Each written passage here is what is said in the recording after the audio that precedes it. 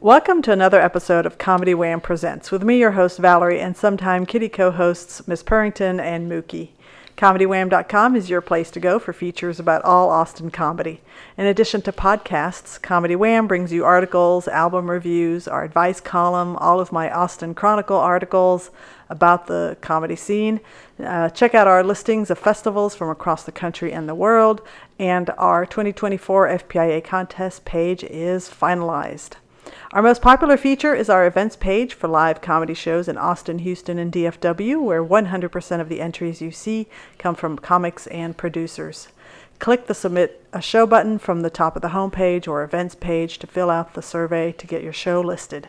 It's free and easy. Tag us on your Instagram stories and we'll share your show promo to our followers. And we've also got paid promo boosts on Instagram.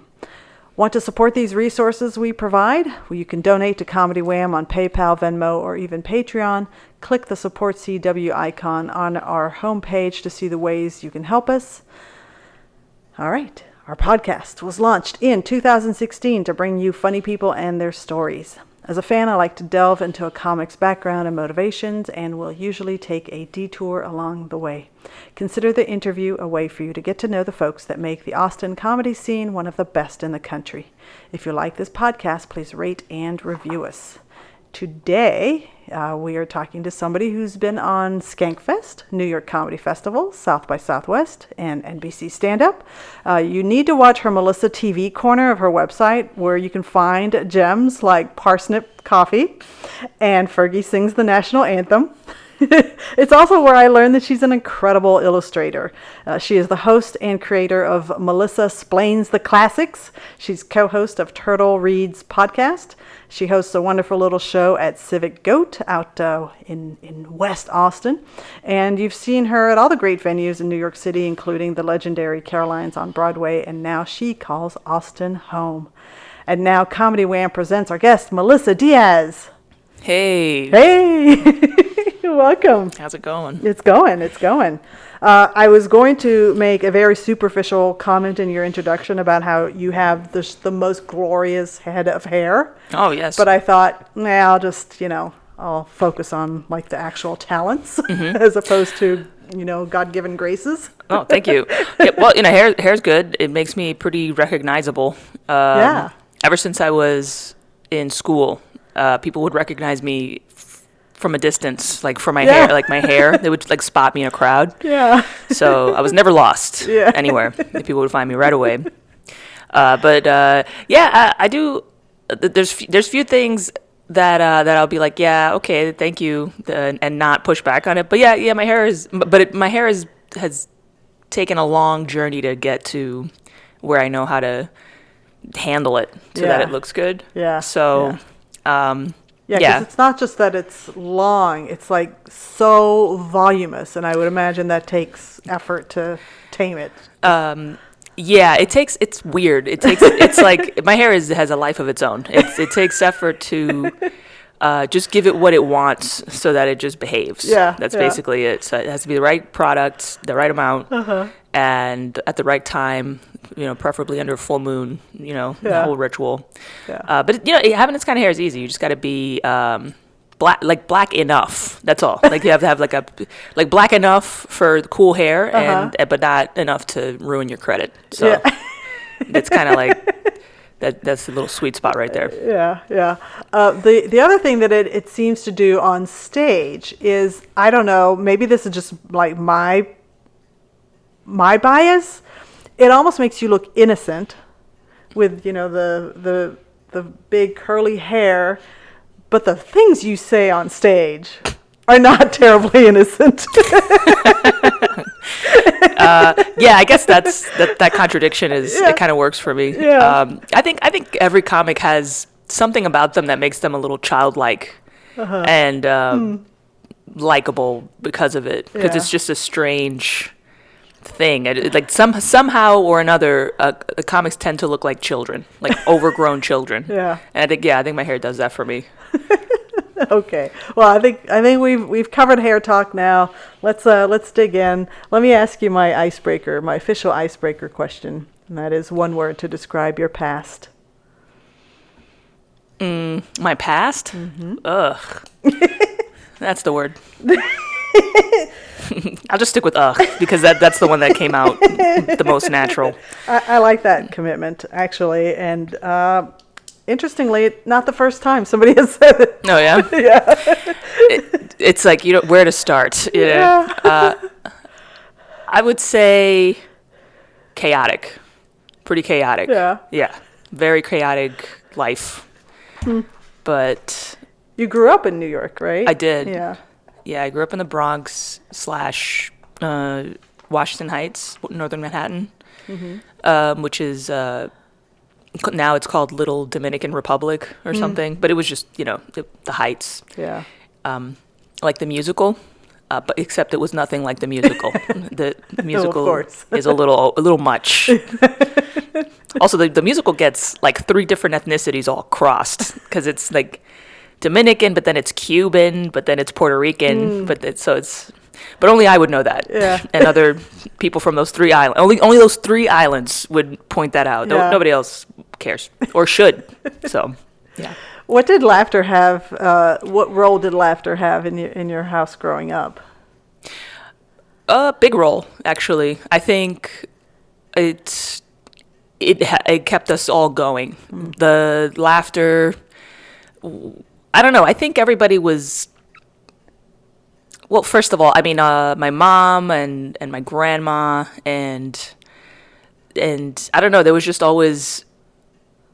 I think the humor was a way to just let like it was like a catharsis. I guess it was a cathartic expression, and it was good. It kind of got everything out. Yeah. And it made everything fun. Like no matter what was happening, there was my grandmother chasing my brother around with a knife, Okay. threatening to cut his balls off. Ha ha ha, and she loved it. That was like her favorite game. So, Different from my childhood. Huh? Different from my childhood. Yes. I don't know why my grandmother thought that was hilarious. I'm honestly looking back, but she really got a kick out of it every time she pulled out the kitchen knife. Yeah. She wouldn't really chase him, but she would just kind of like, but even so, that's pretty crazy. Yeah.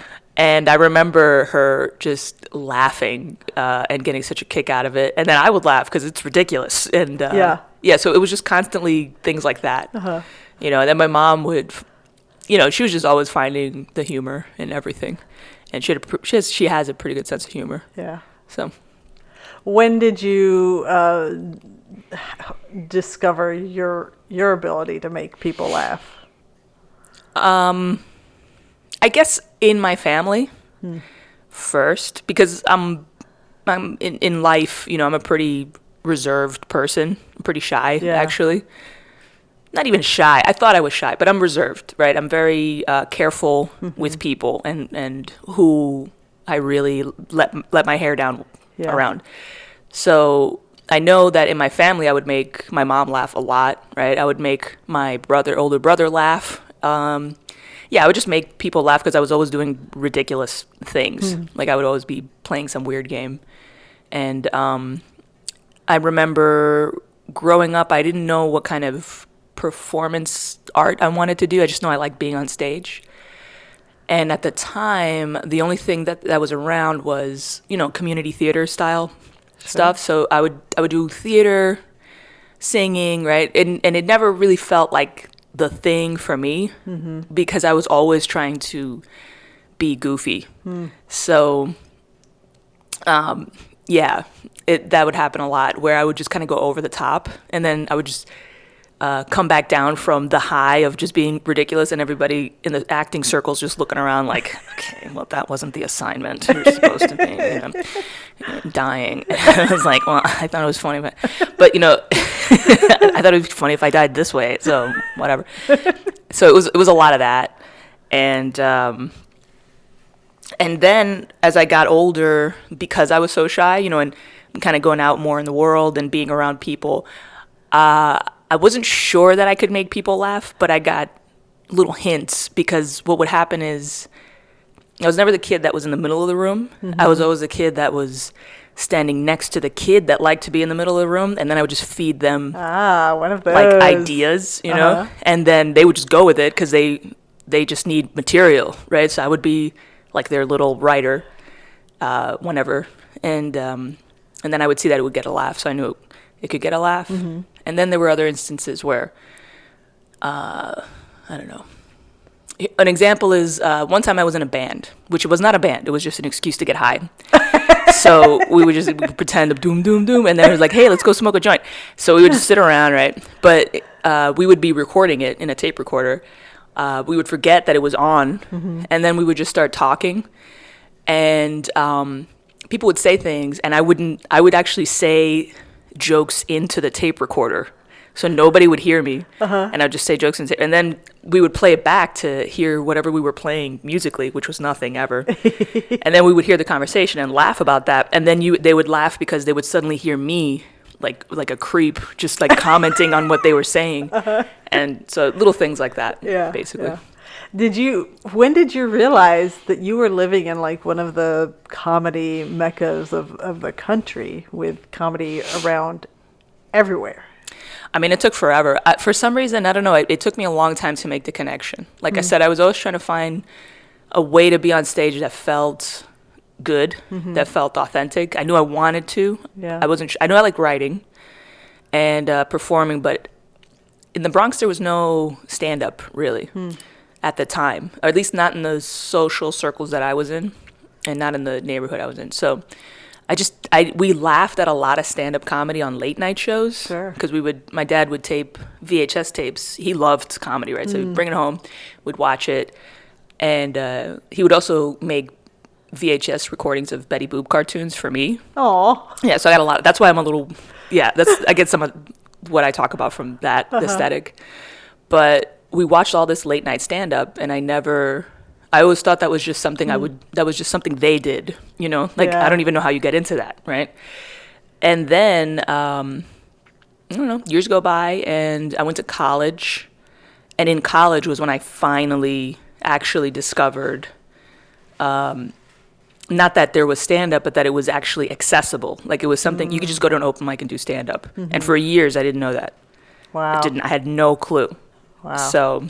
And was your college in New York City as well? Yeah, I went to Columbia University. Okay. And it was a way, I just started watching comedy specials and stuff on Netflix. So from there, I would look up those comedians, and then I would find these forums.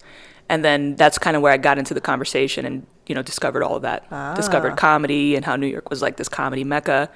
And I was like, really? So, like, that's like right downtown. So I would go, and so then in college was when I was like, okay, because this seems like, of all of the things that I've tried performance-wise, this is the thing that seems to really be compelling to me, right? Yeah. So I'm going to go check it out. I'm going to try it and see how it goes. And, if I love it, right, I'll keep doing it. If not, hey, I tried it. Mm-hmm. So...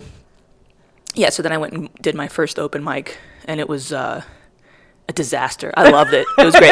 It was so awful. It was in some basement on the Lower East Side that they tried to decorate to make it look like a wine cellar, right? But it did not work. Yeah. So it was just this little showroom downstairs, imitation wine cellar, and they had this open mic there, and Did you think you were going to get killed in this basement? I didn't know what the fuck. How weird. I went that first thing that happens, I sit down waiting, I sign up, I sit down. First thing that happens, some armless guy sits next to me and starts chatting me up. Only in New York. So at that point I was like, all right, nobody's going to attack me. They don't have limbs. So I'm just going to like talk to this guy. He seems nice. But, and he's a friend of mine. He's like, I know him. It's like Chris Crespo, right? He's funny. He used to do roast battles. When they first started in New York, right? But at the time, I didn't know. I was like, this guy has no arms. He's talking to me, right? So we're just talking, and he likes reading. We're talking about it. So then the mic starts, and that mic was a lineup of probably some of the worst New York City comics. But I didn't know at the time, right? I'm just kind of looking around. I'm like, what is this, right? And the guy before me, he's known in the community. He's just this guy, and he tries to do dark comedy or whatever, right? So he literally ends on a rape joke, right? And he's like, which was just not even. I remember it too because it was just like, all right, it's my turn. He stood up there and he went, hey, anyway, I just want to say, so yeah, I just want to say I don't believe in rape, but one time I saw a beautiful woman walk down the street, and then I was like, I get it.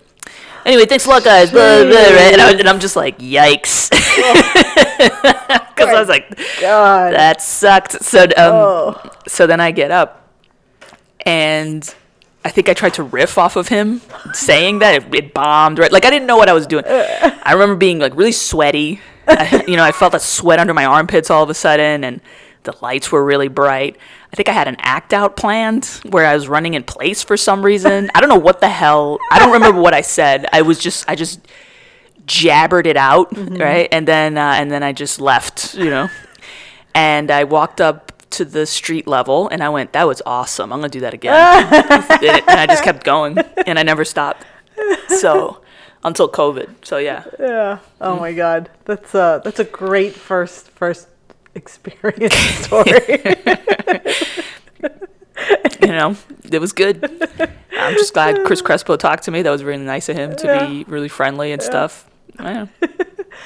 Did you plan? I mean, you try to do, the callback to the previous awful comic. Did you walk in with a plan at all, or did you? Yeah. Okay. I did. I had a plan of things to talk about. Yeah, I had no concept of how to write a joke. I had no clue, and to this day I realize it's almost like every year I realize I still have no clue, and I just get a little bit I get a little bit better, but then at the end of the year I'm like, I don't even know what the hell I'm doing, right? And I gotta really gotta work on this. I don't know what I'm doing. So that's just how it's been every year. But I like that because it's always like I'm always learning something from it. So, yeah. Yeah. Can I ask what you studied at Columbia? Oh, yes, you may. Sustainable development. Whoa. Yeah, I know. Okay. That's nothing. What does that mean? Absolutely nothing. Is that like recycling? Yeah, it might as well be. Except I don't even recycle. So I didn't even learn anything. Oh, you're a bad person. Listen. ExxonMobil. Listen. I read the news like a fanatic, like a fiend. Okay, and I always have since I was 15. And I'm telling, ExxonMobil is getting sued right now for because a lot of the recycling lore that they told people that they needed to recycle for is it's BS. Yeah, it's bullshit. It's not true. It's bunk. It was just big companies like ExxonMobil trying to convince people that it was their fault so that they wouldn't actually have to do anything about it. You know what I mean? Yeah. I watched John Oliver. Oh, you do? Hell yeah. I like how you did the hair toss when you said it. Not to brag, but John Oliver's great, yeah. You got a degree. I just watched John Oliver. That's all you need at this point. Eventually all that information trickles down into Gen Pop, and everybody knows. So it's you just get a degree to know things like 3 years ahead of time. Yeah, and that's kind of it. But yeah, sustainable development was probably a mistake. I gotta say. Well, for some reason in my mind, I thought, oh, she definitely got a literature degree or something or philosophy. I probably would have, but not the problem, but if it weren't for the fact that I was actually in a program, so I had to take. It was a program that was a pipeline for students from this one community college in the Bronx to go through Columbia and then eventually get a master's degree in international affairs. Oh. So it had to be a degree that fit in that. So I that was the closest I could get to theater. Yeah. Or something, I love it. This is the one thing I loved about sustainable development in college was that I could bullshit my way into taking any class I wanted because it's sustainable development. Nobody knows what it is. So it's whatever I say it is. And so I would be like, yeah, I need to take theater 101 because I need to work on make my body sustainable, my voice and my feelings. So, and then I would. You need the theater because you need to be able to express and dramatize what the hell this degree is. How am I going to convince people to recycle if I can't even make them feel anything, How am I going to convince people to hire me if I can't act my way into, like you said, being like, no, this is a totally legit degree. It's hysterical. Okay, so you get your degree and you're going to stay in New York. And at this point, you're like, I don't know what this degree does for me. I love comedy. Yeah, exactly. So I already started. Well, the thing is that what I realized is I realized those two things. Like, I love comedy, but I hate this program. So I hated that program so much. Yeah. It was because it was kind of I don't know. I don't like being deceived, you know? So it felt like kind of a bait and switch. So in the community college where I started, which was in the South Bronx, Hostos Community College, they had a really special program, which was phenomenal. And it was basically, you just go to Columbia, full ride, and you just study international. So I was like, of course I'm going to take this opportunity, right? Yeah. But they made it seem like there was a lot of leeway in that career choice, right? Like, you can work in any part of government, you can do this, you can do that, you could work for an NGO. And at the time I was really into that idea. I was like, yeah, an NGO would be really good, right? I wouldn't mind working for like USAID or something like that, right? And then, or the State Department, right? But then when I got the scholarship, I won it, and then I go to Columbia, and then within a year I realized that this is this is a program to get people to work for the Department of Homeland Security. Oh. You know? And it's like, it says it in the paperwork. So all of the stuff they were saying in community college was like, you can do whatever you want, you know. Oh. Then you send the paperwork, it's like, this paper, you agree to work for the Department of Homeland Security. And I'm like, what? This is not what you marketed. Yeah. Like, you should be straight up if this is what it's going to be, because then people would apply who actually want this job, you know. So I felt betrayed. I felt like this wasn't what I wanted. This wasn't the path I actually wanted. And then I found stand-up, and I was really like, I don't know what to do. And, you know, because stand-up is, let's be honest, it's a terrible choice. You know? It's like, you don't choose that. That's stupid, right? But at the same time, it was like, if I keep going in this direction, I'm going to hate my life, you know? Right. If I do stand-up, I'm going to be broke. But every night I'll do something that really is fulfilling, and we're all gonna die anyway, so what am I, you know what I mean, like, what am I doing right now, you know? I already, you know, I went through the whole program just to make sure. I was like, I'm gonna do the program, I'm gonna graduate from Columbia, right? And I'm really gonna look around and see what was up, you know, and if there's anything that tells me that maybe I should continue, you know, I'll do it, and if not, whatever. And every year it was just like worse and worse. It was just like, I don't want to do this at all. This is, I'm really dragging my feet through this whole process. It's like, it's just going to get worse. So, you know.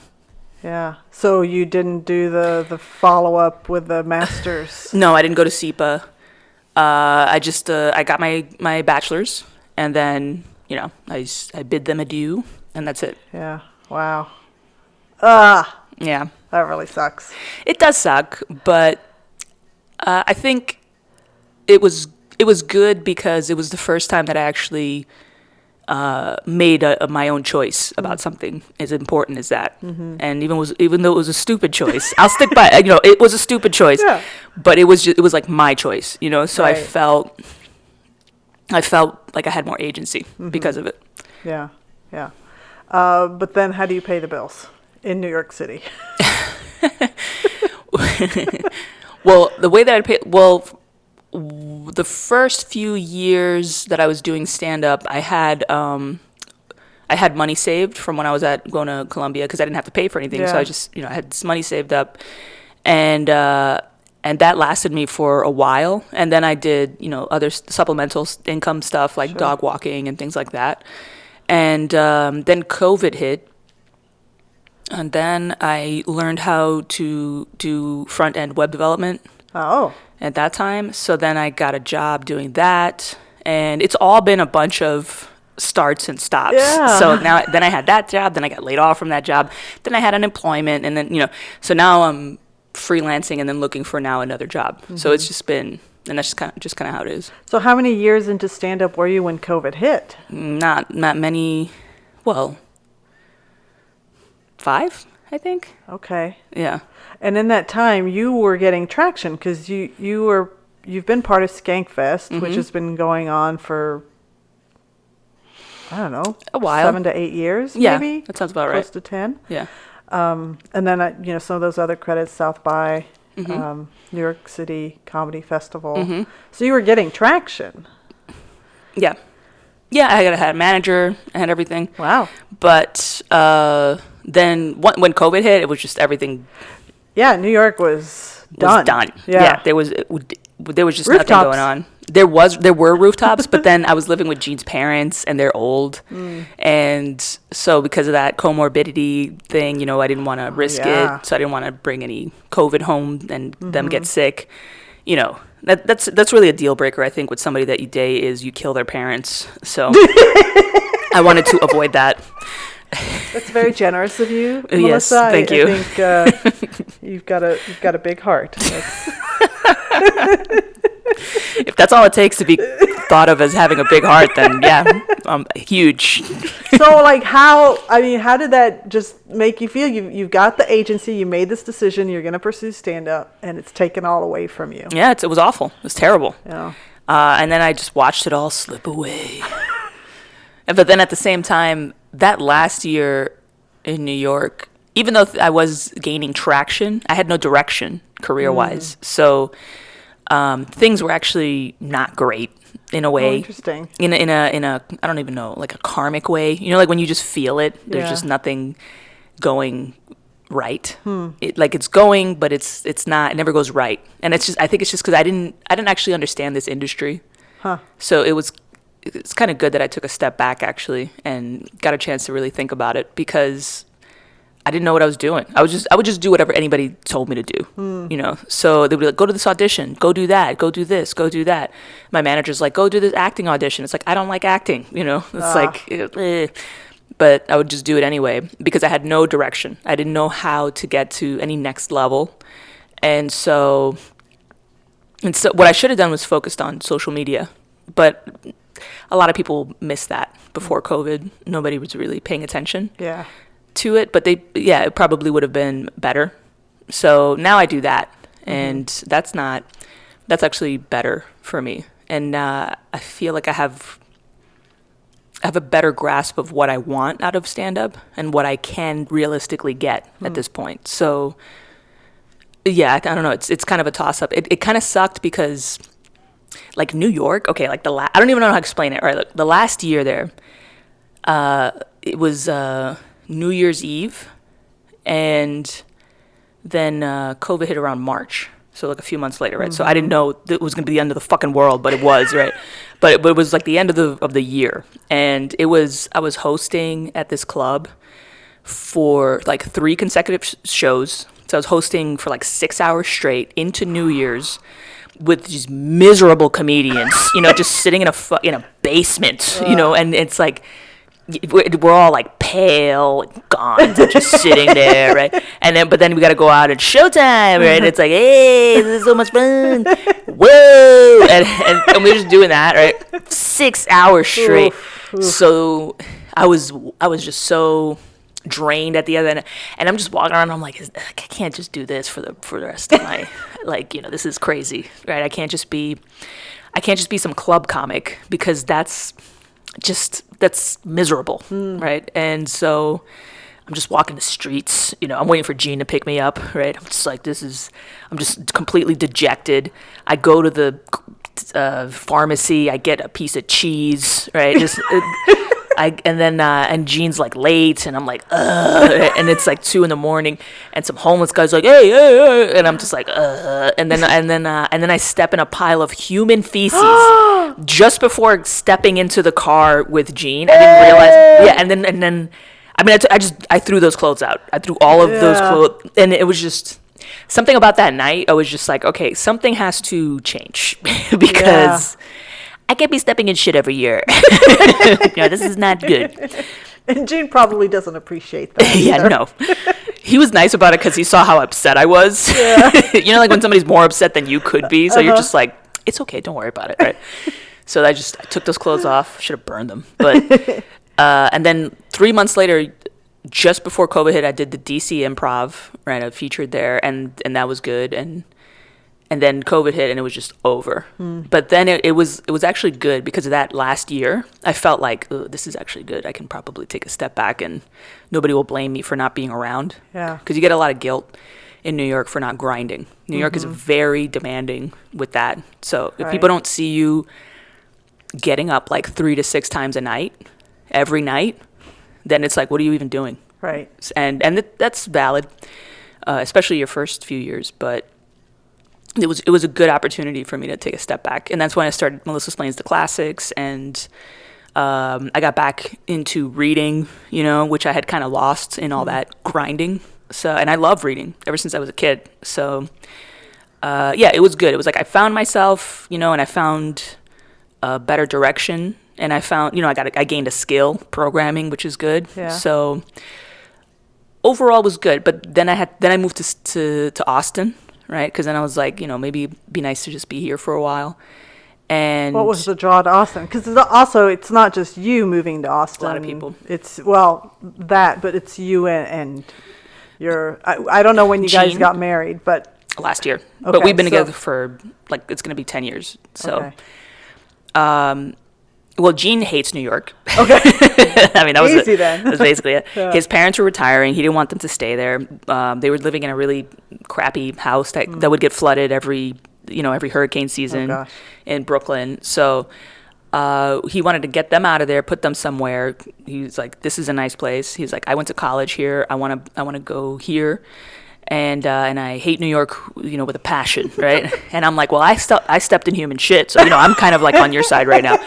So I was like, okay, I'm down to go to Austin because it seems like there's a comedy scene there that's actually pretty good, and it comparable to New York. Like it's the closest you can get to a busy, thriving comedy scene to New York. New York is very unique in that way. So, and you no doubt knew people who had been, like you knew Amy, who made that decision. Right, and then Rebecca Trent was moving here with the Creek. So, excuse me, I saw them moving, and I'm like, okay, well, I'll know people there, and that'll be nice. And it's a different vibe.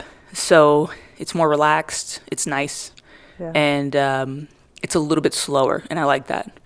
And I think I needed that, really. Yeah. So, and I think I would say 98% less human feces. So much less human feces. Yeah. Oh, my God. So, and it's like, and I don't even walk anymore anyway. I'm driving. So no human feces. That's true. Yeah. Unless I just do it myself in my car. It's not going to be any. So, yeah. So for all those reasons, I was like, yeah, let's just leave. Let's get out of here. Things are going to pick up again.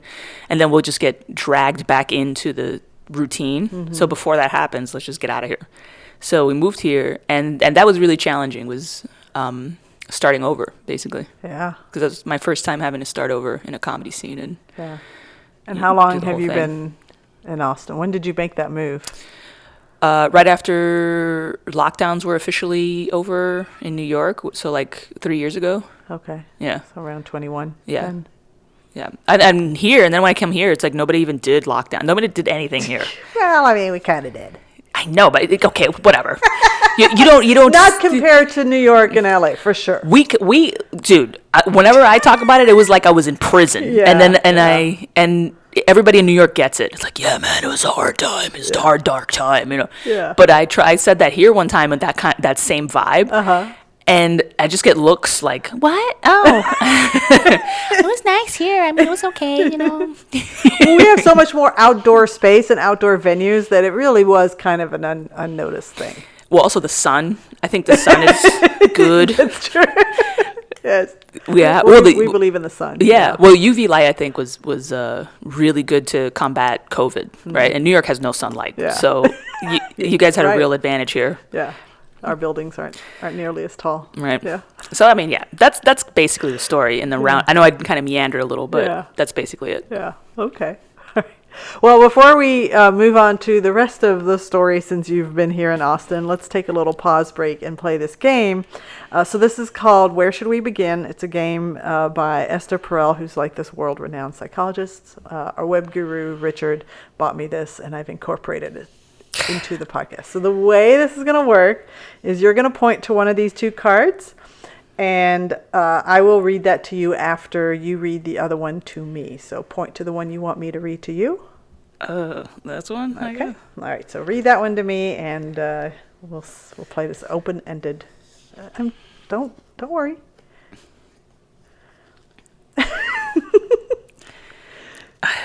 Okay, I'm always intimidated by card games. Oh. I've always dreamt of being famous for... ... Knowing comedy, duh. That's easy. Yeah? That one's easy. All right. Damn it. So certainly not for my math skills. This better not be like, how do we solve the crisis in the Middle East? No, it's definitely not. Okay. Ooh, this one could be fun. A grudge I've been holding on to. Melissa.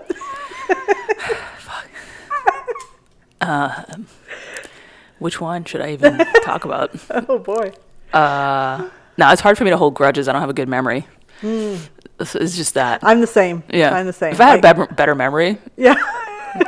Yeah. Maybe I'd have a whole row of voodoo dolls. I don't know. Yeah. But what a grudge I've been holding on to. I get man. I don't know. I know I have I know I have them. You know when somebody asks you the one question you've been waiting for your whole life, and then the answer just flies away from you? I'm having that moment right now. Family, enemies, your barista, G. No. Let's see. A comedy producer. They never met. Those people make me sad. Those are sad people. I don't really get mad at them. They're insane. They're all insane. You've met them. Yeah, they're like insane people. But right. You can't hold a grudge against crazy people. I might as well be mad at a chimpanzee, you know? It's like, whatever. Let's see. Grudge.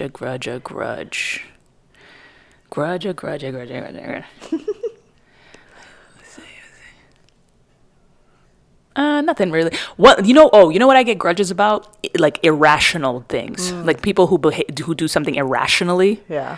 I hate that. Like I hold on to those because so there's one actually in particular. Okay, here's a grudge. So and this is like nothing, right? But this was me and Jean were in Greenwich, right? We're sitting in the car, about to get out. This guy on a bicycle comes out of nowhere. He intentionally rams his bicycle in the back of Jean's car. Oh my God. For no reason, right? We look out of the car. He does it again, right? And then Jean gets out of the car. He's like, what the fuck? And I'm just like, hey, stop doing that. And he does it again, right? And then he just rides his bike away, laughing maniacally. So I took a picture of him on his way past me, and I held on to that picture. And if I ever see him again, I'm gonna kick his ass. I still have that picture. That's hilarious. Yeah, that's a good one. That was years ago. And it's just little things like that. I'm just like, oh yeah, motherfucker. Yeah. Okay, we'll see. I'll get you. I'll get him. I don't know how, but I'll do it.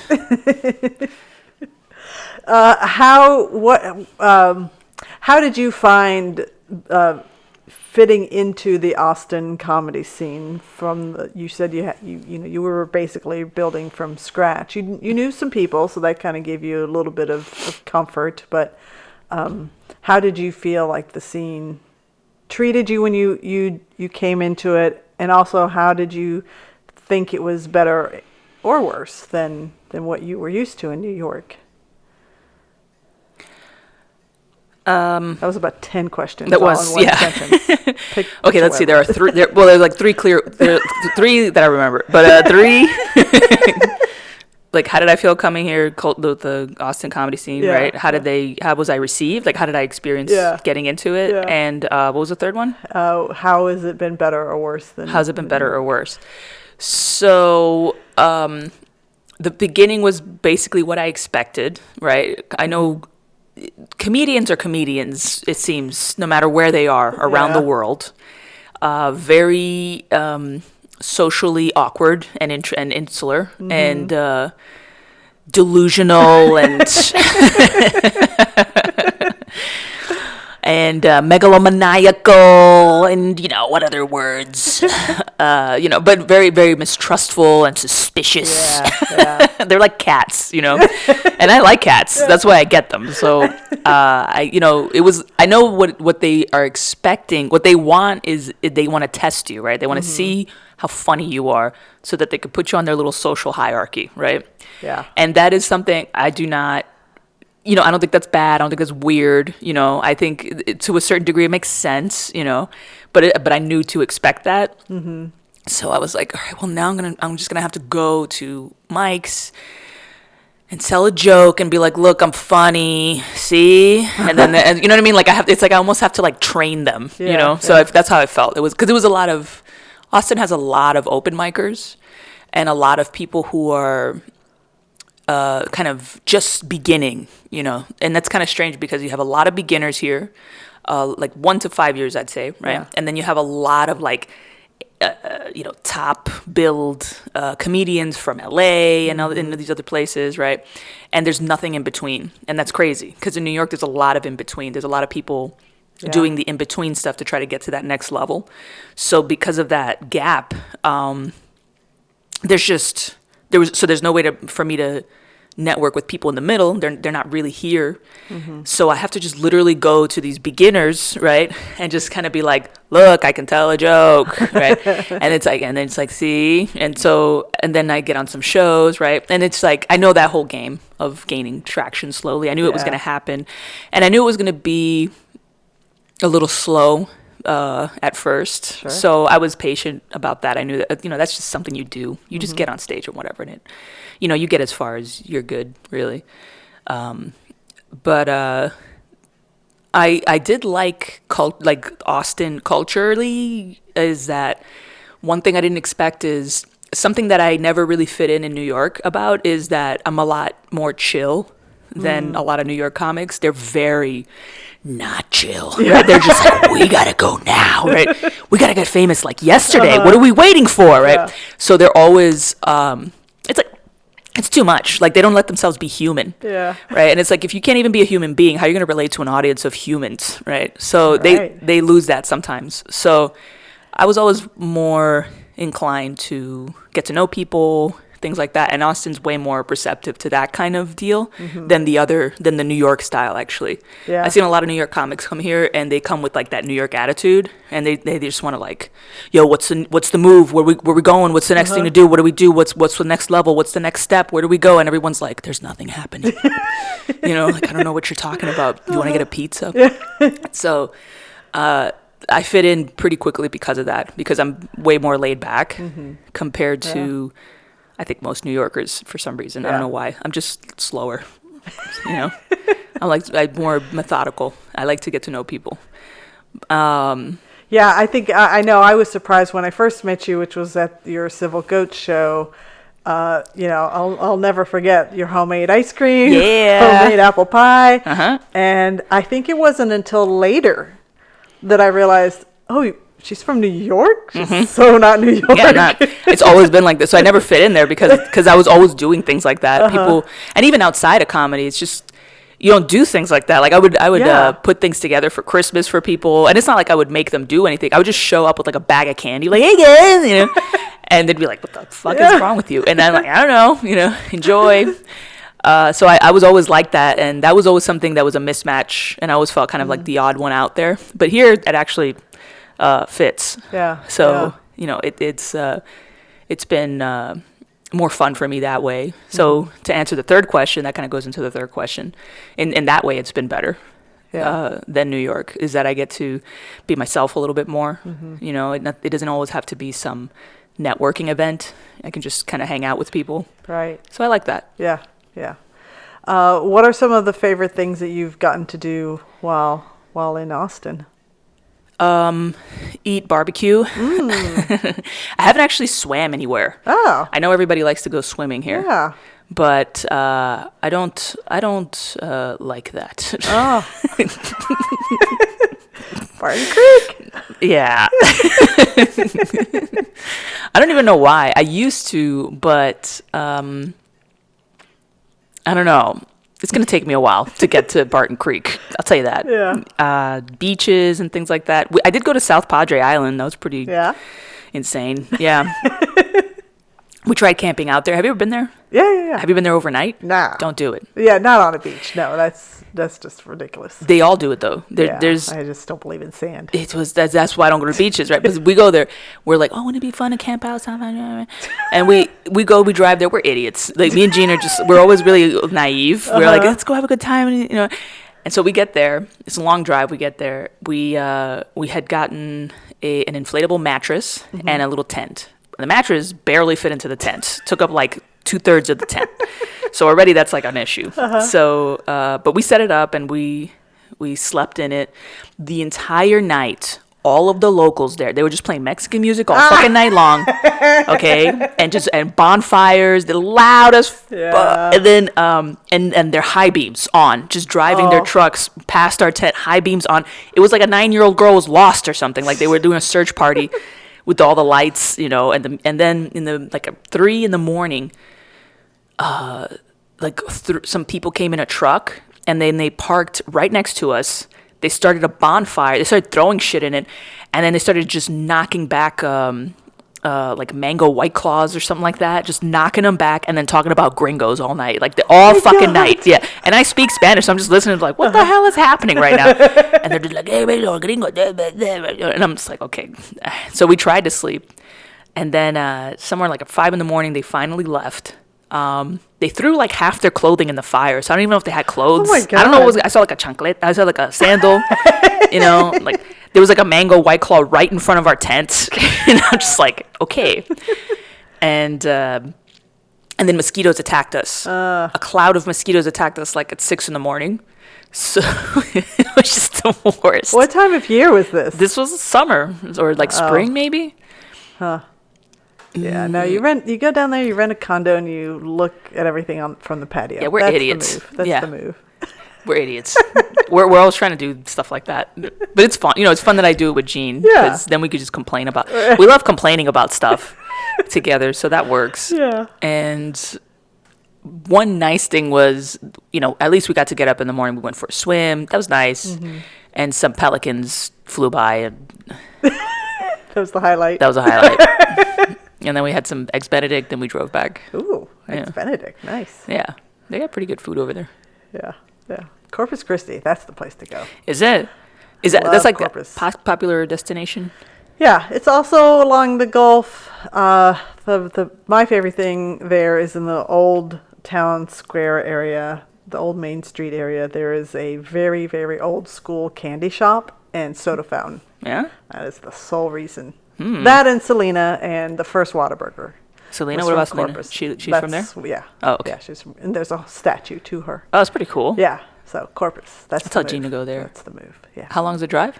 I think it's probably less than going to South Padre. So maybe 3 to 4 hours. Yeah, it's not bad. Yeah. Yeah, South Padre was a pretty long drive. Yeah. And then there were butterflies everywhere. Oh. Yeah, but the cars are killing them. Oh. Like, it's like butterfly mating season. It was, and that's my first time experiencing that. So I was like, I didn't know there was a butterfly holocaust every year with these butterflies, you know? Because I see the butterflies, I'm like, oh, wow, right? And then one of them hits the windshield, right? And then another one, and another one, and another one. And then I'm looking at the other cars, and their windshields are all gummed up. And I'm just like, we are murdering like thousands of these things just to get to the beach. So, yeah, maybe Corpus Christi might be the better move. Yeah, but Austin's been nice. Yeah. So when you were in New York, did you put on any shows? Mm-hmm. Okay. Yeah, I put on a few shows. I had a show at New York Comedy Club for a while. I think that was my first show. Yeah. And it was a variety show, actually. So because I was a musician before I did stand-up for like eight years, I think. Yeah, some of the videos on Melissa TV, I'm like, oh, she's a musician. Yeah, well, you know, I'm not. I mean, you know, I say that term loosely. I am the best Guido player on the East Coast. I'm one of the top. I'm out of practice though. But no, I played minor percussion and I sang backup and lead vocals for this band, this Puerto Rican band. That was actually pretty popular. Had a good little niche fan base, and we toured around a lot. Yeah. So because of that, I knew all these musicians, and I just put on this variety show with comedy and music, which slowly went to shit because we were running out of acts. And then I got it into my head that I wanted a burlesque dancer. Okay. And I was like, oh, burlesque, that'd be so cool, right? She's like sexy, right? She's like a pretty sexy girl, right? She'll do a thing. And then I'm asking around, and burlesque dancers charge a lot, turns out. So they're very high price commodity or something, that act. So I was like, damn. So I'm asking around. I'm trying to basically get the Costco price of the burlesque dance. I'm like, anybody got cheap? You know, some lady, with a veil, like anybody? So finally, I hit up one girl from another friend, and she's like, "Oh, you can just like work with my student. She's good, right?" And I'm like, "All right, great." So I hit her up. She seemed receptive to the price I was offering, and she shows up to the club. Okay, and I'm like, "Great, she's here. That's wonderful. We have musicians, we have comedians, we have this chick." She goes to the green room. First thing she does is take her top off, and then. So now the staff, the manager's freaking out because the green room actually has a little window that goes straight into the bar. So like everybody can see this girl's tits. Oh God! And she's just like, I'm just getting dressed, right? And he's just like, you have to tell her that she can't have her tits out in there. And so I have to go and I have to be like, listen, you gotta put your tits away. I'm sorry, this is like a no tit zone, right? And she's just like, oh, okay, wait until okay. And she puts her kimono on and she's like, okay, well I'll be ready. Don't worry about it. And so I go, okay, great. So her act is about to be time for her to get on stage, right? So I go get her. This chick is dressed in a gorilla costume, like a full gorilla costume, not a sexy one, just like a King Kong gorilla costume, right? And she's just like, okay, I'm ready, and I'm just like, maybe this will be like that scene in Batman with Poison Ivy. Do you know that one where she has a gorilla costume? But she's like, she has a nice outfit, like leotard underneath. So I'm just like, whatever, dude, just you're up, right? Yeah. So she gets on stage. The music she picked is like not sexy at all. It's like 9 Inch Nails or something. It's like some hardcore like and then she gets on stage with the gorilla costume. She's like, and I'm like, okay. The audience is stunned. Yeah. She starts to strip, right, with the burlesque dance. And I'm like, okay, well, let's see what happens, right? She takes everything off except for the gorilla head, right? Now she's finally in her burlesque dancer outfit, which is the least, it's like a Depends diaper is what this chick is wearing, right? And with the gorilla head on, right? And so now I'm like, this is horrific, right? But also I think this is kind of hilarious because this is crazy. So she's, now she's dancing like that, right? She pulls a banana out of her Depends diaper and like makes somebody in the audience eat it and like and it just like smears it around. It's like not sexy. This is not sexy. Okay, this is like a real monkey throwing shit at somebody would have been sexier than this chick, right? So she's just like, ah!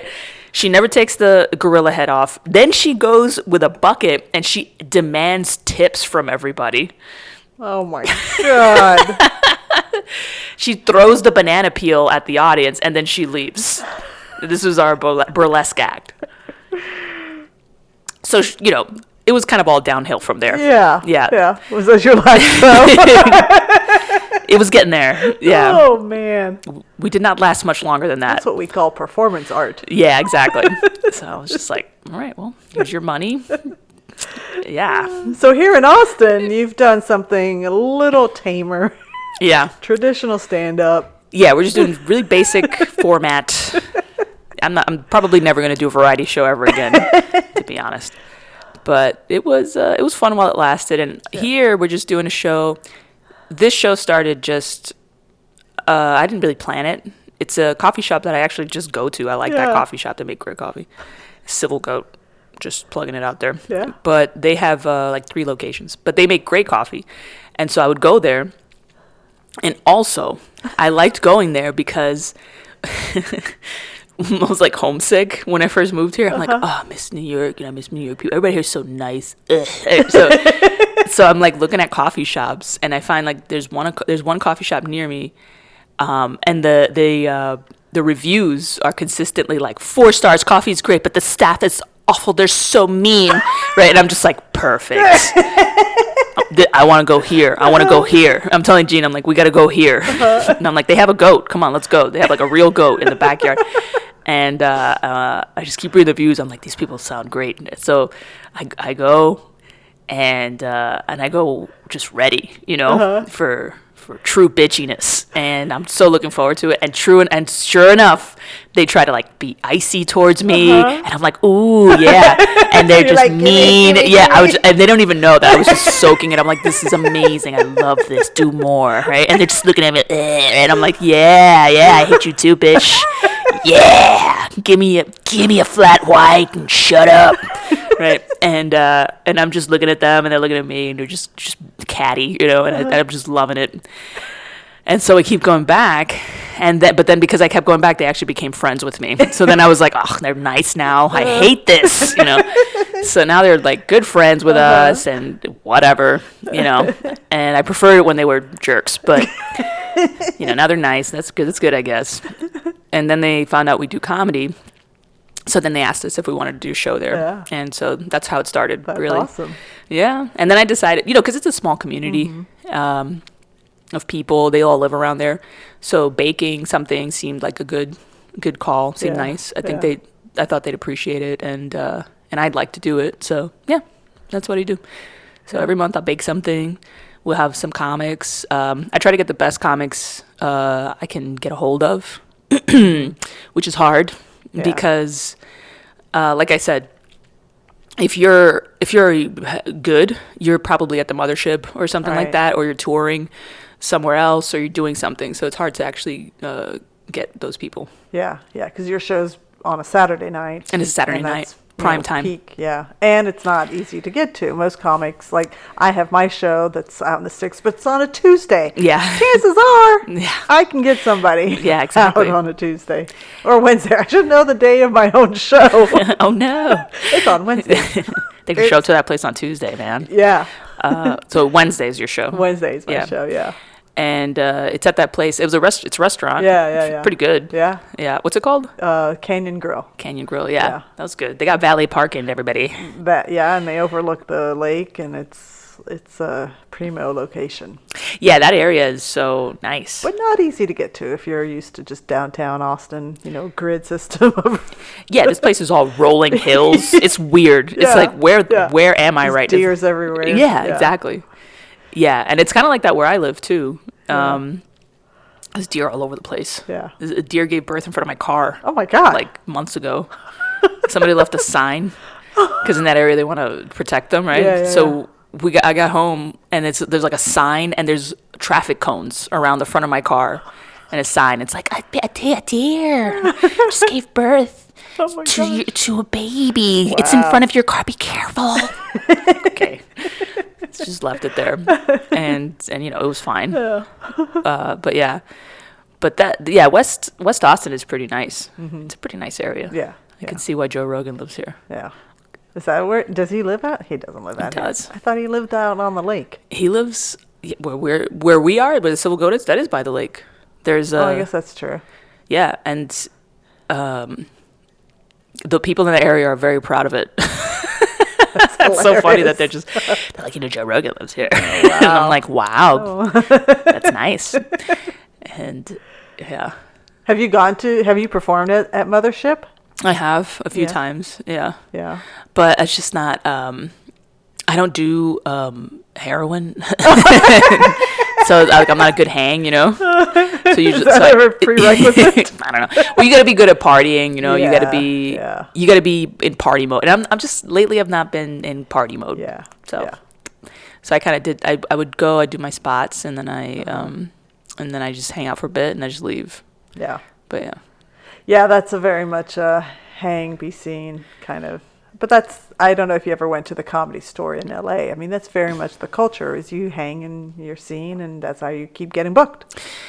Yeah, I mean, look, it's like that everywhere, right? Yeah, Let's be real. Fair. That's fair. But LA does have a particular kind of specific hang culture, like LA hang culture. It's really weird. I'm learning a lot. I'm learning a lot about LA, weirdly enough, from being in Austin, Like I learned that when people say, I love that for you, I think they're saying, fuck you, or something like that. Yeah. Oh, you didn't know that? I didn't know that. Yeah. Because it feels weird, you know. I picked up on it because I love that, and I'm like, why does it feel like you don't love that for me? What is happening right now? And a lot of like sitting in the green rooms with LA comics, you know, they're just kind of odd. Yeah. They do things that New York comics don't do. Like they're constantly complimenting each other. Right, they're constantly like, "Oh man, bro, I saw your great set, and you know when you said the thing, it was hell yeah, dude, so amazing, so good." Anyway, you know, my manager, right? So they do a lot of that, right? New York, nobody talks to each other. Like they just kind of just sit there depressed, you know. The only thing that gets a New York City green room going is when somebody has a good story. Like that's all. That's what I like about New York comedy is that they just love sharing stories with each other, and it's really about that. It's about just like, oh man, this thing's funny, it's hilarious, look what happened over here, and I was at this theater and XYZ happened, you know, and then this guy said that, you know, and they just I don't know, it just seems more genuine to me though, but I don't know if it is, you know, it just seems like that. But LA seems very like everything you say is calculated to just make you look good. Which I get. I mean, it's a good skill. I don't hate on it, you know. It's just really new for me. And I don't know how to do any of that. So I just kind of admire it almost a little bit. I'm like, wow, you're really good at that. Do you feel like your comedy has changed since you've been here? I think it's had to a little bit. I don't know how to say this in a way that's diplomatic, but the jokes have had to become a little bit less literate, let's say, in certain rooms, you know. You know what I mean? And it's not that everybody says the word retarded or anything. It's not even that. It's just little subtle things. Like I have a joke where the punchlines are artists, and it's old classic, like like impressionist art, right? Like it's Monet, it's Van Gogh, it's Jackson Pollock, right? Those are the three punchlines for this joke to work. And every time I've told it here, I'm like, oh, you guys don't know what the fuck I'm talking about. Already. Oh yeah. Yeah. It's like 3 people will know. Yeah. Like somebody will always know. Houston joke, I think. Will it work in Houston? I think that's a Houston joke. Could be a Dallas joke. What's happening here? We don't have an art scene.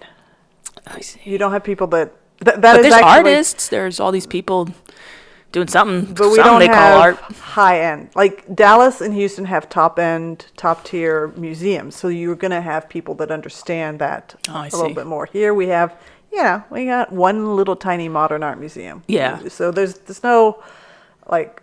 There's like a lot of local artists, right? Yeah.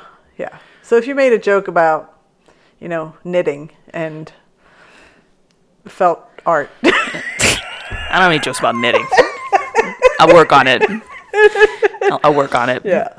But yeah, I tell that joke in New York, it hits all the time. Yeah, of course. But here I've noticed, I'm like, so I got it. So then I have to add an additional punchline where it's just like, oh, you guys are idiots. Like, I would say idiots, but like, oh, okay, nobody here took an art class. Nice. Yeah. All right. Cool. Yeah. So that's been something I've had to adjust to and just kind of figure out. Because I don't think it's that. Honestly, I don't know what it is. I don't know. I'm not even going to speculate. I don't know. Yeah.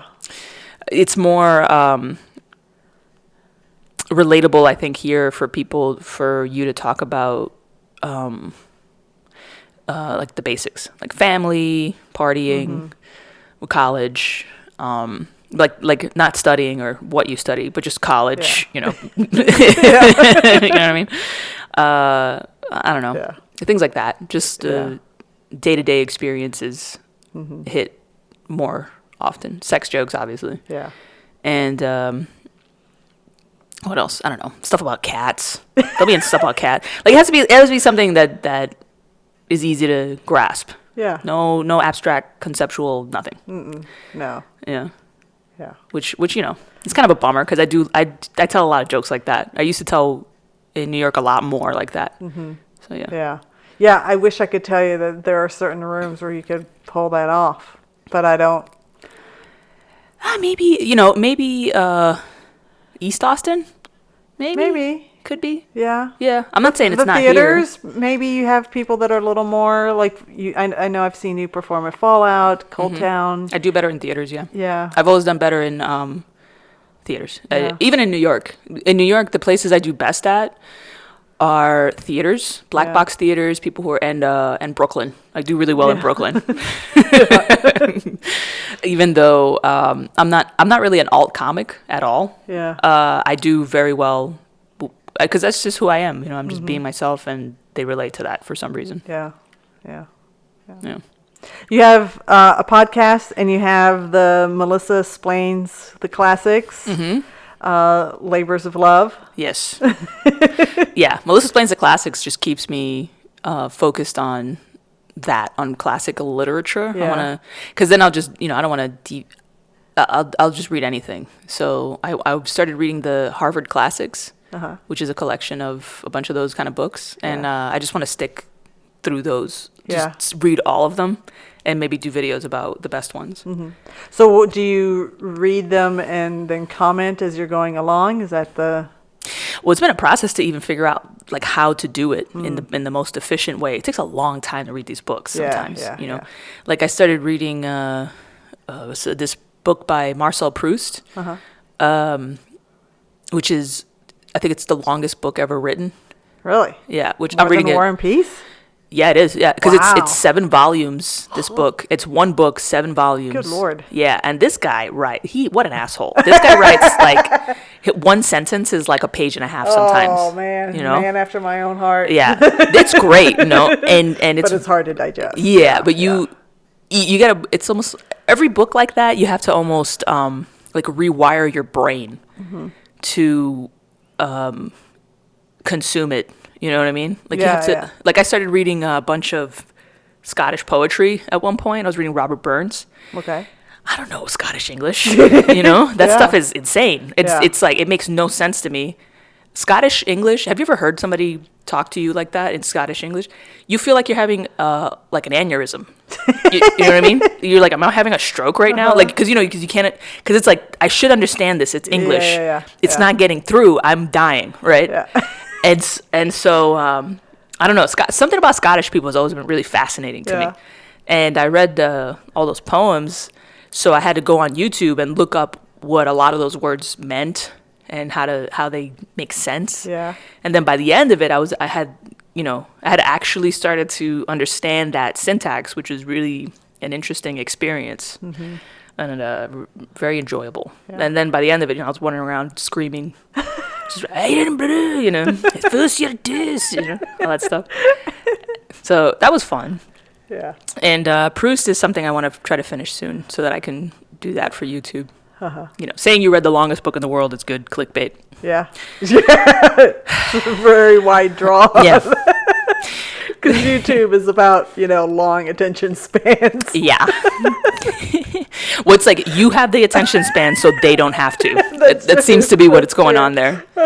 Are you familiar with Michael Ian Black? Yes. He has a podcast called Obscure that I absolutely love, where he is reading the classics, and he's reading right now, I think, the American Tragedy, is what he's reading. And it's fun. It's fun because that means I don't have to read it, and I can listen to him, and he's so sarcastic and dry, and I just love his sense of humor. And so he'll comment throughout, and he's got such a great vocabulary. So yeah, that's awesome. I do enjoy that. So I'll probably be checking out your classics because I like that idea that I don't have to read it. I can just. Well, that's totally valid though, because remember before the internet, there were Reader's Digests. So you could just read summaries of all the books that you were never going to read, basically, right? You're like, well, I'm not into this, so what is it about, right? And you just read it. Cliff's Notes? Yeah, exactly. Oh, remember when Spark Notes came out? Yeah. Yeah, and I would use that a lot. So. Yeah, sometimes it's good. I wish I had done that for Megalopolis instead of watching it last night. That movie sucks. I've heard. Yeah. Is there anything we haven't talked about that you wanted to talk about?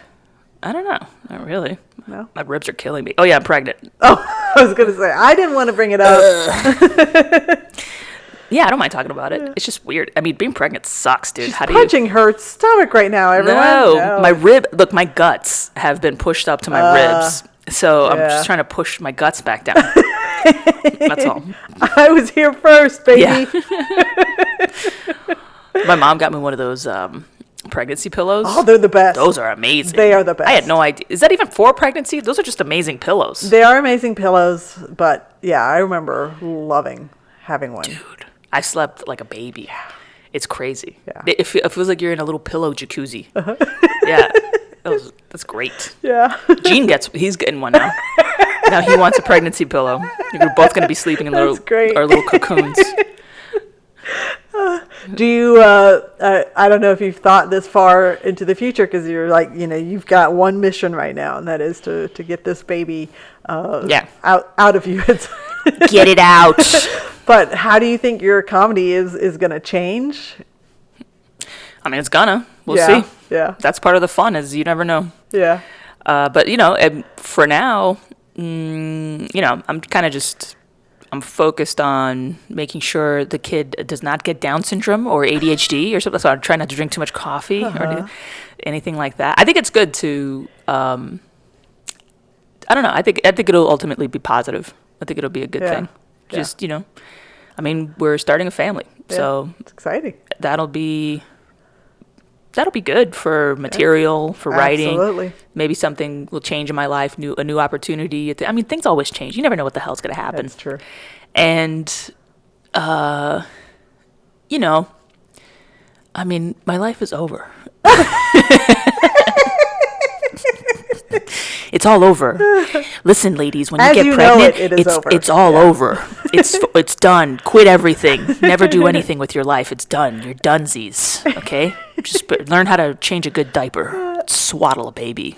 'Cause that's all you're gonna do. Yeah. Sage advice from Melissa.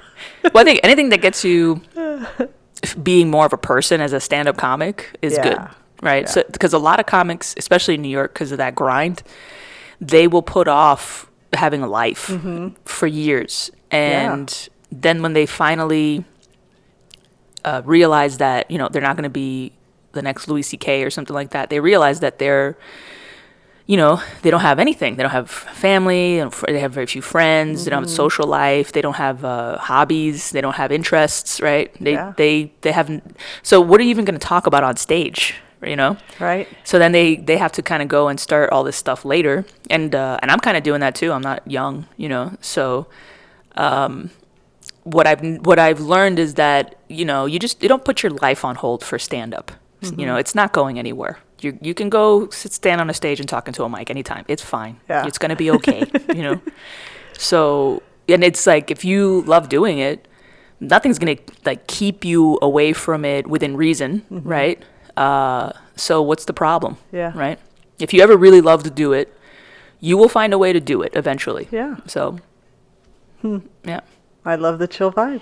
Yeah. Yeah, I know. That's why I fit in here. Yeah. Oh, yeah. Absolutely. Absolutely. Is there anything we haven't talked about that you want to make sure people know about you? I don't know. That was kind of it. All right. That's all you need to know.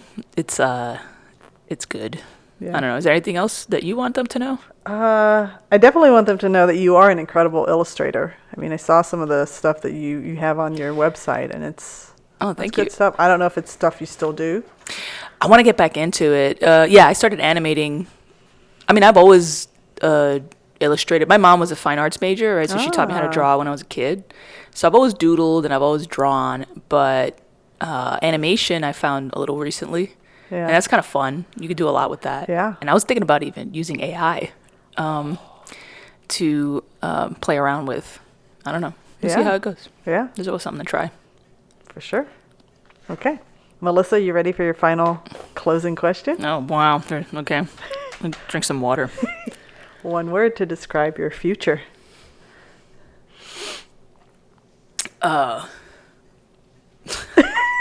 Dude, I hate questions like this.